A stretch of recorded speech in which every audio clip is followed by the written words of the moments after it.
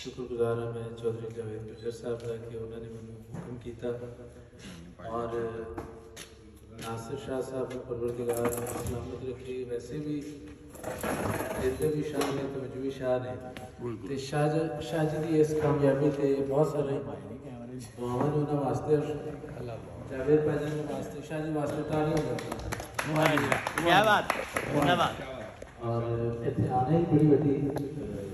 सीधी इंतजार किया और क्योंकि मैंने हुक्म किया मैं दो शेर एक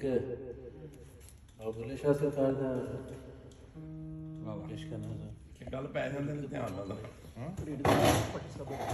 ਸਾਰੀ ਤੁਹਾਡੀ ਗੱਲ ਹੋਣ ਲੱਗੀ ਤੁਹਾਨੂੰ ਆ ਗਿਆ ਪੱਟੀ ਸਾਹਿਬ ਦੇ ਇੱਕ ਮਿੰਟ ਵਾਲੇਕੁਮ ਸਲਾਮ ਗੱਲ ਕਰ ਰਾਣਾ ਸਾਹਿਬ ਆਕੇ ਦੁੱਲਾ ਪਰ ਤਸ਼ਰੀਫ ਲਾਣਾ थोड़ी देर ਥੋੜੀ ਦੇਰ ਬਾਅਦ ਇਹ ਗੱਲ ਜਿਹੜੀ ਮਕਾਲ ਹੈ